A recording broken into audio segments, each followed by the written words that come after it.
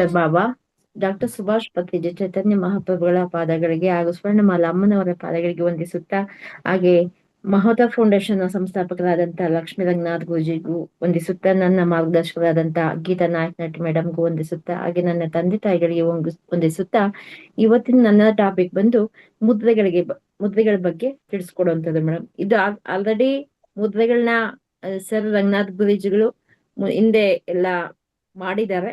ಅದನ್ನೇ ಮತ್ತೆ ನಾನು ಪುನಃ ಮನನ ಮಾಡುವಂಥದ್ದು, ಅದ್ರ ಬಗ್ಗೆ ತಿಳಿಸ್ಕೊಡುವಂಥದ್ದು. ಇಲ್ಲಿ ಒಂದು ಫಸ್ಟ್ಗೆ ಬಂದು ಅದಿತಿ ಮುದ್ರೆ ಅಂತ, ಅಂದ್ರೆ ಅದಿತಿ ಮುದ್ರೆ ಅಥವಾ ತತ್ವ ಮುದ್ರೆ ಅಂತ ಕರಿತೀವಿ.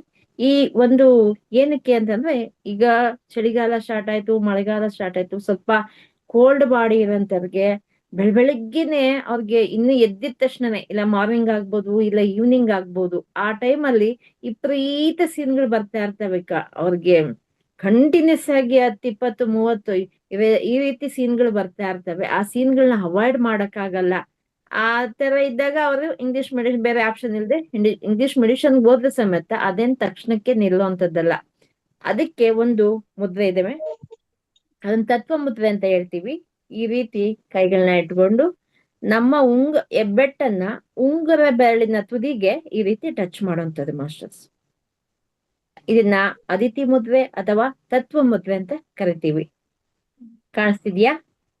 ಕೈಗಳನ್ನ ಈ ರೀತಿ ಇಟ್ಕೊಂಡು ಉಂಗುರದ ಬೆರಳಿನ ತುದಿಗೆ ನಮ್ಮ ಹೆಬ್ಬೆಟ್ಟಿನ ತುದಿಯನ್ನ ಟಚ್ ಮಾಡುವಂಥದ್ದು ಮಾಸ್ಟರ್ಸ್. ಇದನ್ನ ಬೆಳಗ್ಗೆ ಟೈಮಲ್ಲಿ ಇದನ್ನ ಅದಿತಿ ಮುದ್ರೆ ಅಥವಾ ತತ್ವ ಮುದ್ರೆ ಅಂತ ಸಮೇತ ಇದನ್ನ ಕರಿತೀವಿ.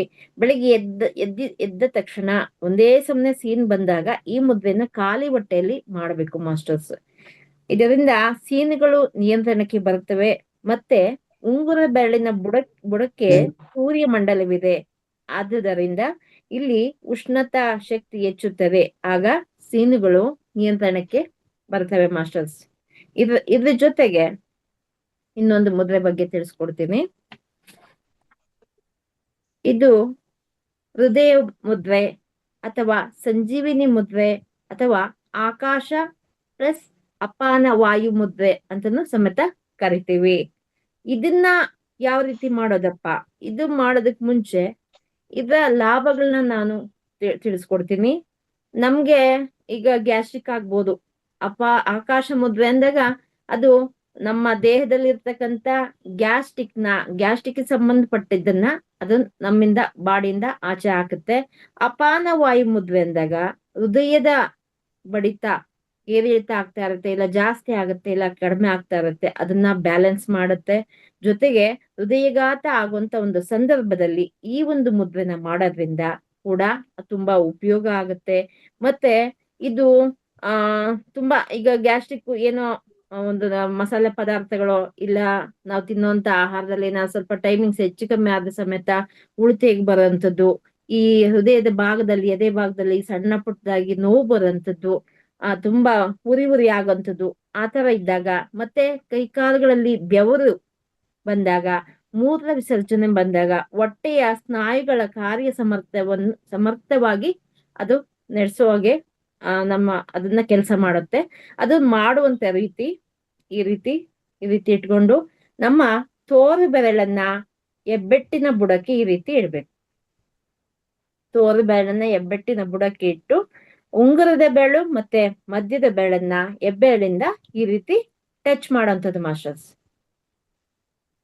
ಕಾಣಿಸ್ತಿದ್ಯಾ? ಈ ರೀತಿ ಇನ್ನೊಂದ್ಸರಿ ತೋರಿಸ್ತೀನಿ. ನಮ್ಮ ತೋರು ಬೆರಳು ಹೆಬ್ಬೆಟ್ಟಿನ ತುದಿಗೆ ಈ ರೀತಿ ಟಚ್ ಆಗಂಥದ್ದು. ಇದು ಈ ರೀತಿ ಮಡಚ್ಬೇಕು. ಮಡಚಿ ಮಧ್ಯದ ಬೆರಳು ಮತ್ತೆ ಉಂಗುರದ ಬೆರಳಿಗೆ ಹೆಬ್ಬೆಟ್ಟನ್ನ ಈ ರೀತಿ ಟಚ್ ಮಾಡಿದ್ರೆ ಇದು ಆಕಾಶ ಅಪಾನ ವಾಯು ಮುದ್ರೆ ಅಥವಾ ಹೃದಯ ಮುದ್ರೆ ಇಲ್ಲ ಸಂಜೀವಿನಿ ಮುದ್ರೆ ಅಂತ ಆಗುತ್ತೆ. ಇದನ್ನ ಮಾಡೋಂಥದ್ದು ಬೆಳಿಗ್ಗೆ ಟೈಮಲ್ಲಿ ಮಾಡ್ಬೇಕು. ತುಂಬಾ ಉಪಯುಕ್ತವಾಗಿರುತ್ತೆ. ಎಲ್ಲ ಹೃದಯದ ಬ್ಲಾಕೇಜ್ಗಳು ಏನಿರುತ್ತೆ, ಹೋಲ್ಸ್ ಏನಿರುತ್ತೆ, ಅದೆಲ್ಲ ಕ್ಲಿಯರ್ ಮಾಡುತ್ತೆ. ಜೊತೆಗೆ ನಮ್ಗೆ ರಕ್ತ ಸರಾಗವಾಗಿ ಪಂಪ್ ಮಾಡೋಕೆ ತುಂಬಾ ಈಸಿ ಆಗುತ್ತೆ. ಇದನ್ನ ಮಾಡೋಂಥ ಟೈಮು ಬೆಳಿಗ್ಗೆ ಟೈಮ್ ಮಾಡ್ಬೇಕು. ಇದ್ರ ಜೊತೆಗೆ ಧ್ಯಾನನು ಕೂಡ ಮಾಡಿದ್ರೆ ತುಂಬಾ ಉಪಯುಕ್ತವಾಗಿರುತ್ತೆ. ಇದನ್ನ ಈ ರೀತಿ ನಾವು ಅಕಸ್ಮಾತ್ ಈಗ ಡೈಲಿ ಮಾಡಿಸ್ತಾ ಇರ್ತಾರೆ, ಬೆಳಗ್ಗೆ ಟೈಮು ಧ್ಯಾನ ಮಾಡಿಸ್ತಾರೆ, ಮತ್ ಮಧ್ಯಾಹ್ನ ಆಗುತ್ತೆ. ಈಗ ಸಂಜೆ 3 ರಿಂದ 4 ಗಂಟೆಗೆ ಸಮೇತ ಅಂತ ಟೈಮಲ್ಲಿ ಸ್ಟಾರ್ಟಿಂಗ್ ಅಲ್ಲೇ ನಾವು ಈ ತರ ಒಂದು ಇಟ್ಕೊಂಡು 5 ರಿಂದ 10 ನಿಮಿಷ 20 ನಿಮಿಷ ಇದೇ ರೀತಿ ನಾವು ಈ ಒಂದು ಸ್ಥಿತಿಲಿ ಮುದ್ರೆ ಜೊತೆಗೆ ನಾವು ಧ್ಯಾನ ಮಾಡಿದಾಗ ತುಂಬಾ ಅದ್ಭುತವಾದ ಒಂದು ರಿಸಲ್ಟ್ ನ ನಾವು ಪಡ್ಕೋಬಹುದು ಮಾಸ್ಟರ್ಸ್. ಈ ಒಂದು ಮುದ್ರೆಗಳ ಬಗ್ಗೆ ತಿಳಿಸ್ಕೊಡ್ಲಿಕ್ಕಂತ ನನ್ಗೆ ಅವಕಾಶ ಕೊಟ್ಟಂತ ಮಹೋತ್ ಫೌಂಡೇಶನ್ ನ ಸಿಬ್ಬಂದಿ ವರ್ಗದವರಿಗೆ, ಹಾಗೆ ಲಕ್ಷ್ಮಿ ಮೇಡಮ್ಗೂ ಎಲ್ಲರಿಗೂ ಕೂಡ ನಾನು ತುಂಬಾ ಹೃದಯ ಧನ್ಯವಾದಗಳನ್ನ ಹೇಳಕ್ ಇಷ್ಟಪಡ್ತೀನಿ masters. Thank you, thank you, thank you.